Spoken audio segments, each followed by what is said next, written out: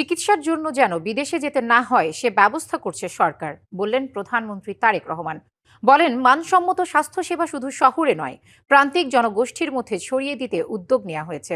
নিউরোরোগীদের চিকিৎসা সেবার পরিধি বাড়াতে সকালে রাজধানীর আগারগাঁওয়ে ন্যাশনাল ইনস্টিটিউট অব নিউরোসায়েন্সেস ও হাসপাতালের সম্প্রসারিত 500 শয্যার নতুন একটি ভবনের উদ্বোধন করে কথা বলেন সরকার প্রধান। এর ফলে হাসপাতালটির মোট শয্যা সংখ্যা বেড়ে 1000-এ দাঁড়াবে। 15 তলা বিশিষ্ট ভবনটির নিচের 3 তলা বেসমেন্ট হিসেবে ব্যবহার করা হবে। সেখানে পার্কিং এরিয়ার পাশাপাশি সার্ভিস সেকশন রয়েছে। ওপরের 12 তলায় ওয়ার্ড অপারেশন থিয়েটার ও ডায়াগনস্টিক ইউনিটের ব্যবস্থা রয়েছে। হাসপাতালটির নতুন ভবন উদ্বোধন শেষে প্রধানমন্ত্রী একটি গাছের চারা রোপণ করেন। পরিধি আরো সম্প্রসারিত হয়েছে। জনাব মোহাম্মদ কামরুজ্জামান চৌধুরী। প্রযুক্তি রোগ শনাক্ত করতে পারে, কিন্তু রোগীর ভয়, উদ্বেগ। নগদ নিয়ে এলো হার না মানা হার অফার।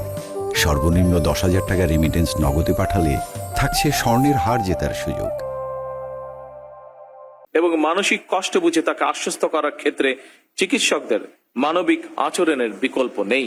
প্রত্যন্ত অঞ্চলের মানুষ, দরিদ্র জনগোষ্ঠী এবং প্রান্তিক মানুষের কাছে সাশ্রয়ী ও মানসম্মত চিকিৎসা পৌঁছে দেওয়ার লক্ষ্যে বর্তমান সরকার বিভিন্ন পদক্ষেপ গ্রহণ করছে।